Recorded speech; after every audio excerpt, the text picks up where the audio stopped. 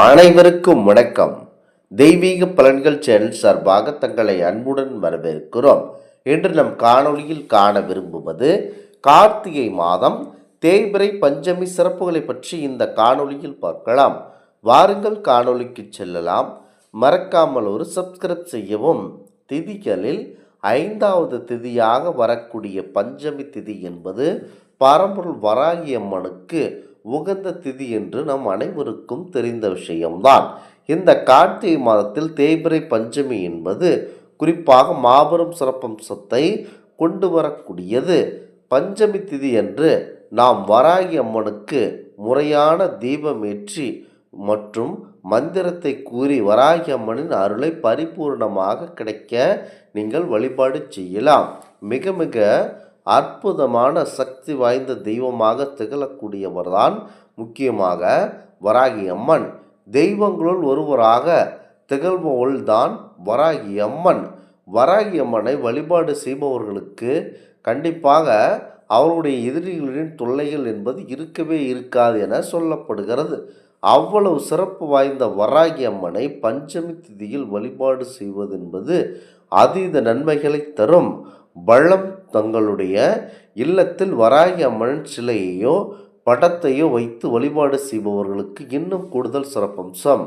இன்னும் சிலரோ அருகில் இருக்கக்கூடிய வராகி அம்மனின் கோவிலுக்கு சென்று வழிபாடு செய்வார்கள் என்றால் அதுவும் சிறப்பு.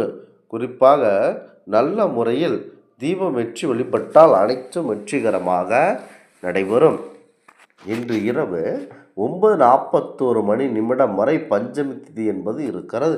அதனால் நீங்கள் பிரம்ம முகூர்த்த நேரத்தில் அல்லது காலை 6 மணியிலிருந்து 7 மணிக்குள் அல்லது மாலை 5 மணியிலிருந்து 9 மணிக்குள் வராகி அம்மனை வழிபாடு செய்ய வேண்டும்.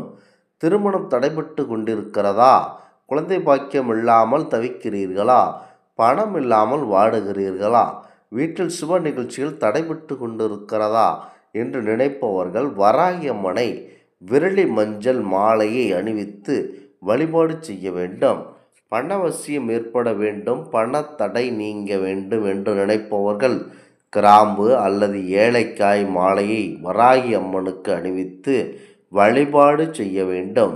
வீட்டில் இருக்கக்கூடிய வராகி அம்மனை வழிபாடு செய்பவர்கள் அன்றைய தினத்தில் ஒற்றைப்படை எண்ணிக்கையில் வராகி அம்மனின் சிலைக்கு அபிஷேகம் செய்து உளுந்து சம்பந்தப்பட்ட ஏதாவது ஒரு உணவுப் பொருட்களை நெய்வேத்தியமாக படைத்து வராகி அம்மனை முழு உள்ளன்போடு வழிபாடு செய்ய வேண்டும்.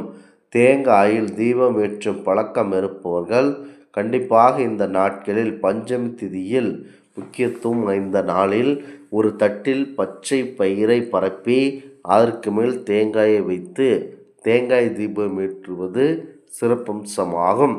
குறிப்பாக வராகி அம்மனின் அருளையும் அதே நேரத்தில் சக்தி வாய்ந்த இந்த தெய்வத்தின் சக்தியையும் பெற கண்டிப்பாக இப்படி தீபமேற்றுங்கள்.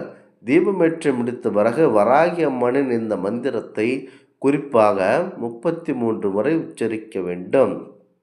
ஓம் ஐம் ஹ்ரீம் ஹீம் நமோ நித்திய சௌபாக்கிய சௌந்தரிய நமோ நம ஓம் ஐம் ஹ்ரீம் ஹீம் நமோ நித்திய நிர்மாய நமோ நமக ஓம் ஹீம் ஹ்ரீம் நமோ நித்திய வைபவ வராகியே நமோ நமக எனும் மந்திரத்தை கண்டிப்பாக சொல்லி வாருங்கள். அல்லது உங்களால் சொல்ல முடியவில்லை என்றாலும் ஒலிக்கச் செய்து கேட்டாலும் சக்தி கிடைக்கும்.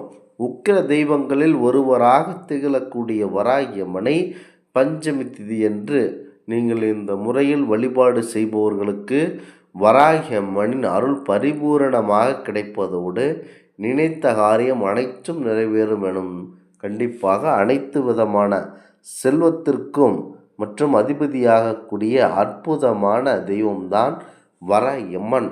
வராகி வழிபாடு என்பது மிகவும் சக்தி வாய்ந்த வழிபாடு என்பது முக்கியத்துவமாகும். பொதுவாக பில்லி சூனியம், ஏவல், கடன் பிரச்சனை, எதிரிகளுடைய கஷ்டங்கள் நீங்க முக்கியமாக வராகியை அதிகமாக வழிபாடு செய்கிறார்கள். ஆனால் வராகியை தேய்பிறை பஞ்சமியில் நீங்கள் வழிபட்டால் அனைத்தும் நல்லபடியாக நடைபெறும் என்பது ஐதீகமாகும். பௌர்ணமி மற்றும் அமாவாசைக்கு பிறகு வரும் 5வது திதியாவது பஞ்சமியாகும். சப்த கன்னியர்களில் ஒருவராக வராகிக்கு உரிய திதியாகும். 16 திதிகளில் பஞ்சமி திதி மிக மிக உன்னதமான திதியாக சொல்லப்படுகிறது. பொதுவாகவே வளர்பிறை தேய்பிறை என எந்த பஞ்சமியில் விரதம் சக்தி வழிபாட்டினை மேற்கொள்வதனால் வாழ்க்கையில் துன்பம், வறுமை, கடன், எதிரிகளுடைய தொல்லை, தீய சக்திகளால் ஏற்படும் ஆபத்து ஆகியவை அனைத்தும் நீங்கி வாழ்வில் பண வளமும் சகல விதமான சம்பத்துகளும் ஏற்படும் என்பது நம்பிக்கையாகும். இந்த நாளில் ஆம்பிகையின் படைத்தளபதியாக இருந்து வெற்றியை தேடித்தந்த வராகி தேவியை வழிபாடு செய்ய மிக மிக விசேஷமான நாட்கள் ஆகும்.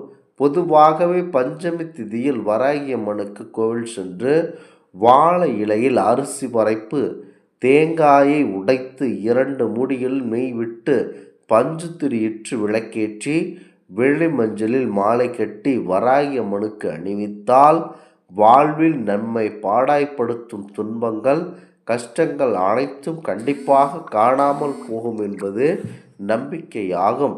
அனைத்திலும் வெற்றிகளை தேடித்தரும். வேண்டுதல்கள் அனைத்தும் அப்படியே நிறைவேறும்.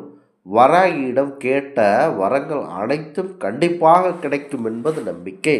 தொடர்ந்து 5 பஞ்சமிகள் இந்த வழிபாட்டினை செய்து வந்தால் நம்முடைய வேண்டுதல் அனைத்தும் நிச்சயம் நிறைவேறும் என்பது நம்பிக்கையாகும்.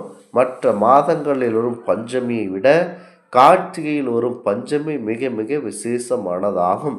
கார்த்திகை மாதத்தில் வரும் தேய்பிறை பஞ்சமியை வராகி பஞ்சமி என சொல்லுவதுண்டு. இந்த பஞ்சமியில் வராகியை வழிபடுவதனால் வாழ்வில் இருக்கும் துன்பங்கள் அனைத்தும் நீங்கிவிடும்.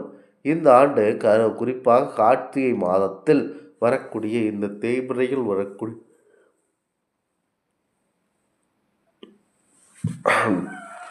தேய்பிறையில் வரக்கூடிய பஞ்சமியானது மாபெரும் சிறப்பு மிக்கது.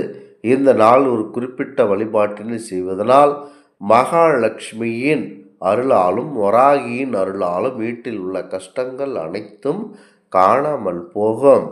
வராகி என்று, அதாவது வராகி பஞ்சமி என்று காலையிலோ அல்லது மாலையிலோ இந்த வழிபாட்டினை செய்ய வேண்டும். குளித்துவிட்டு வழக்கம் போல வீட்டு பூஜை அறையில் விளக்கேற்றி வைக்க வேண்டும். வராகி படத்திற்கு பூச்சூட்டி வாசனை உதிரி மலர்களையும் தனியாக வைத்து கொள்ள வேண்டும். அரிசி பரப்பி அதன் மேல் தேங்காய் நெய் விளக்கேற்றி வைக்க வேண்டும். அதோடு கார்த்திகை மாத பஞ்சமி என்பதனால் 5 அகல் விளக்குகளையும் ஏற்றி வைக்க வேண்டும். வராகிக்கு நைவேத்தியமாக குறிப்பாக நட்ஸ், டைமண்ட், கற்கண்டு ஆகியவை ஏதாவது ஒன்றை படைக்க வேண்டும். பிறகு வராகி அம்மனை மனதார வேண்டிக் கொண்டு நீங்கள் மாபெரும் சக்தி வாய்ந்த தெய்வமான இந்த தெய்வத்தை மனதில் நினைத்து கொண்டு வழிபாடு செய்யுங்கள். அனைத்து பிரச்சனையும் முடியும். இந்த ஆன்மீக தகவல் உங்களுக்கு பிடித்து இருந்தால் தெய்வீக பலன்கள் சேனலை கண்டிப்பாக சப்ஸ்கிரைப் செய்து கொள்ளவும். மீண்டும் ஒரு நல்லதொரு காணொளியில் உங்களை சந்திக்கிறோம். நன்றி, வணக்கம்.